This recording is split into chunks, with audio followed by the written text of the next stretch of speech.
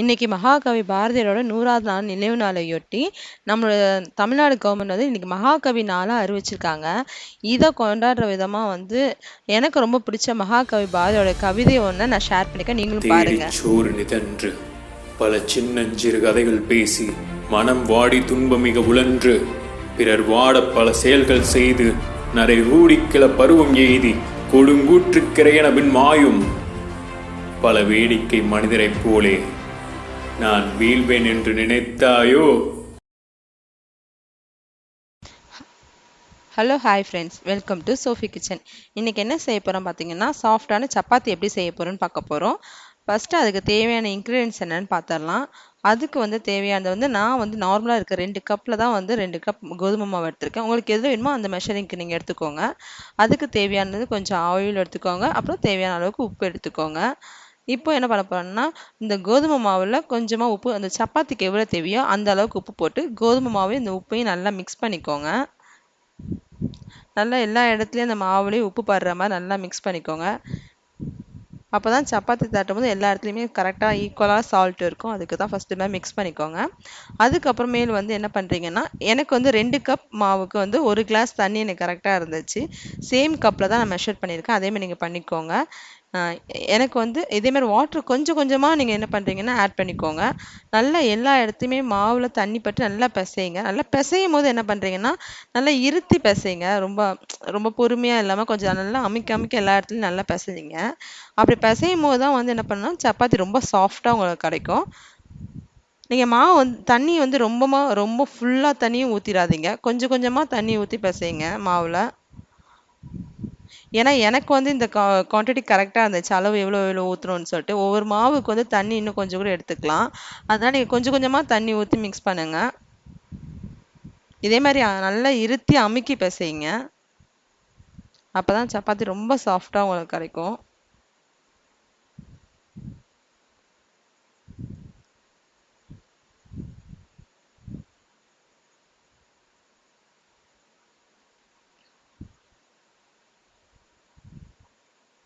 நீங்கள் இந்த மாதிரி பிசைஞ்சிங்கன்னா நீங்கள் எவ்வளோ நேரம் இந்த சப்பாத்தி செஞ்சு வச்சாலுமே என்ன பண்ணுவீங்கன்னா சாஃப்டாகவே இருக்கும், ஹார்டாகவே ஆகாது.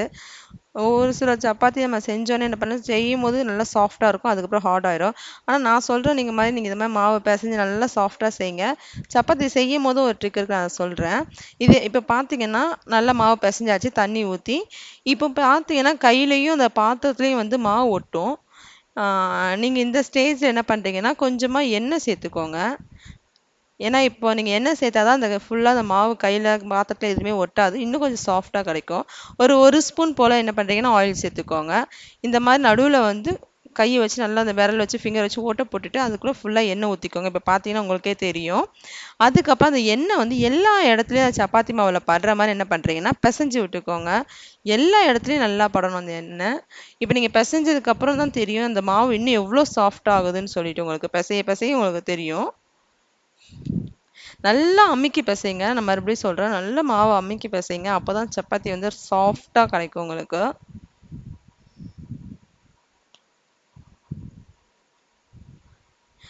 எது கரெக்டான ஒரு ஸ்டேஜ் அப்படின்னு பார்த்தீங்கன்னா, உங்கள் கையில் ஒட்டின மாவும் இந்த பாத்திரத்துலேயே மாவு ஒட்டியிருக்கக்கூடாது. இப்போ பார்த்தீங்கன்னா இந்த கையிலையும் சரி என் கையிலையும் சரி பாத்திரத்துலேயும் பார்த்தீங்கன்னா மாவு ஒட்டியிருக்காது.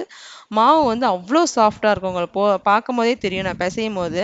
ஆனால் நீங்கள் நல்லா இருத்தி நான் எப்படி பிசைவாங்க இதே மாதிரியே தான் இந்த லாஸ்ட் ஸ்டேஜ் வரைக்குமே நீங்கள் பிசையணும். அப்போ தான் ரொம்ப சாஃப்டாக இருக்கும். இதேமாதிரி நல்லா பிசைஞ்சு முடிச்சுட்டு என்ன பண்ணுறீங்கன்னா மாவு நல்லா உருட்டிக்கோங்க. பாருங்கள்.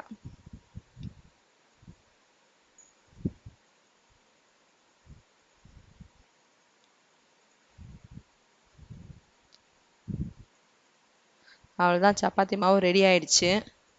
இதே மாதிரி நீங்கள் இந்த மாதிரி 2 கையால் இப்படி பிசைஞ்சு திருப்பி வச்சுக்கோங்க. இப்படி பண்ணும்போது உங்களுக்கு வந்து அந்த ரவுண்டு பிடிக்க வரும்போது ரொம்ப ஈஸியாக இருக்கும் உங்களுக்கு. இப்போ இந்த மாவு தொடும் போதே பாருங்கள் என் விரல் எவ்வளோ ஈஸியாக உள்ளே போகணும், அவ்வளோ சாஃப்டாக இருக்கும். இதுக்கு மேலே என்ன பண்ணுறீங்கன்னா எண்ணெய் தடவிக்கோங்க. எதுக்காக இந்த எண்ணெய் தடவுறோன்னு பார்த்தீங்கன்னா, இந்த மாவு வந்து நம்ம ஒரு 10 நிமிஷம் கழிச்சு தான் சப்பாத்தி மாவா சப்பாத்தியா திரட்ட போறோம். அந்த மாவு காஞ்சு போயிடக்கூடாது. அதுக்காக என்ன பண்ணீங்கன்னா, அந்த சப்பாத்தி மாவு மேல ஃபுல்லா எண்ணெய் தடவி ஒரு ஈர துணியோ இல்ல ஒரு பாத்திரமோ வச்சு என்ன பண்றீங்கன்னா, மூடி வச்சுருங்க. அப்பதான் மாவு காயாது. அப்பதான் சப்பாத்தி திரட்டும்போது உங்களுக்கு ரொம்ப ஈஸியா வரும். மாவு காஞ்சிச்சுன்னா சப்பாத்தி தட்ட முடியாது.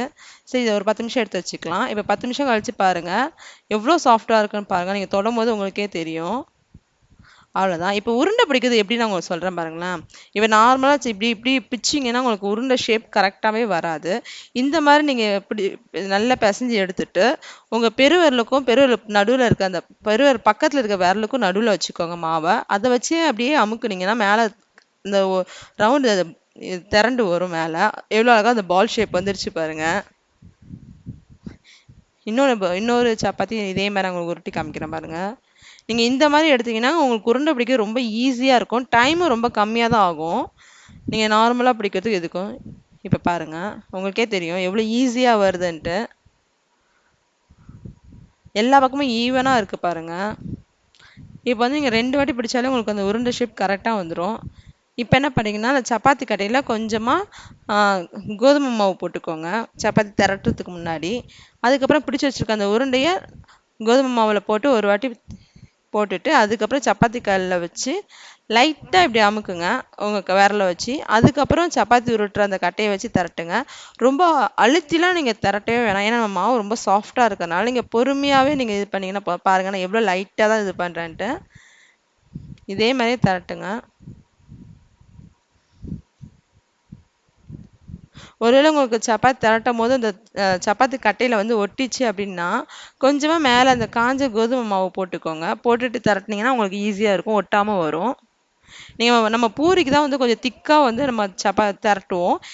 சப்பாத்தியை பொறுத்த வரைக்கும் நீங்கள் நைஸாக எந்த அளவுக்கு முடியுமோ அந்த அளவுக்கு நைஸாகவே திரட்டிக்கோங்க. நான் உங்களுக்கு காட்டுறேன் எந்த அளவுக்கு நான் தடிமனாக திரட்டிருப்பேங்க. ரொம்ப நைஸாக தான் திரட்டியிருப்பேன்.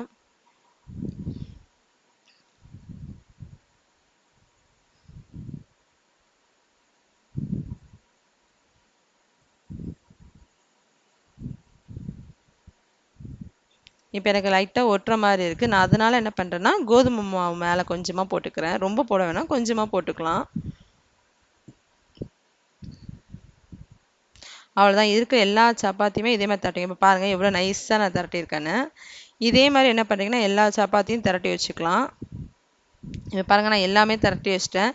இப்போ வந்து தோசைக்கல்லை போட்டு எடுத்துக்கலாம். தோசைக்கல் வந்து எப்பவுமே என்ன பண்ணுறீங்கன்னா தோசைக்கு தனியாக கல் வச்சுக்கோங்க, சப்பாத்திக்குன்னு தனியாக கல் வச்சுக்கோங்க. பழைய தோசைக்கல் மாதிரி தான் இருக்கணும். ஏன்னா நம்ம நார்மலாக ஊற்றுற தோசை சப்பாத்தி செஞ்சோன்னா அடுத்த வாட்டி தோசை வராது. இப்போ தோசைக்கல் நல்லா சூடாயிருச்சு. இதில் சப்பாத்தி போட்டுக்கோங்க.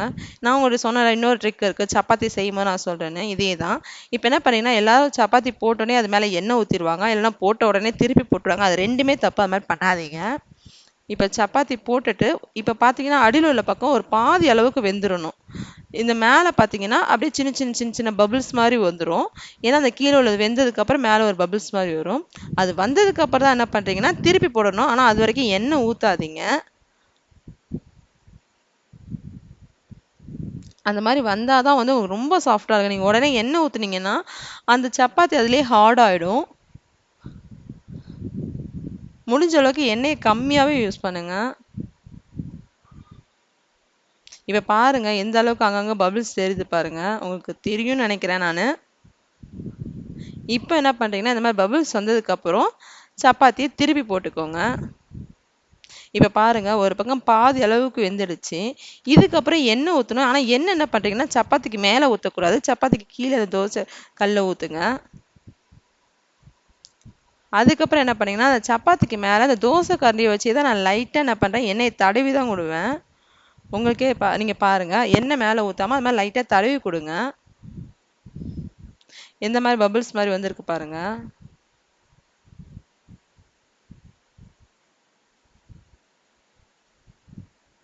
இதே மாதிரியே எல்லா பக்கமும் தடவி விடுங்க எண்ணெயை சப்பாத்தி மேலே. இப்போ திருப்பி போட்டு அந்த பக்கமும் லைட்டாக எண்ணெயை வந்து இப்போ பாருங்கள் எப்படி புஷ்ஷுன்னு வருது பார்த்தீங்களா, அந்த மாதிரி வரணும்.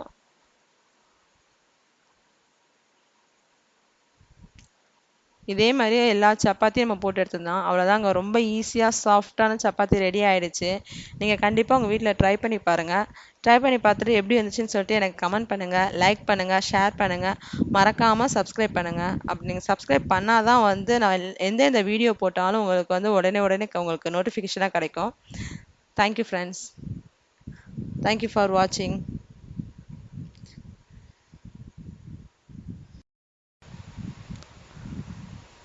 நான் வந்து சப்பாத்திக்கு வந்து சைட் டிஷ்ஷாக வந்து பன்னீர் பட்டர் மசாலா செஞ்சுருக்கேன்.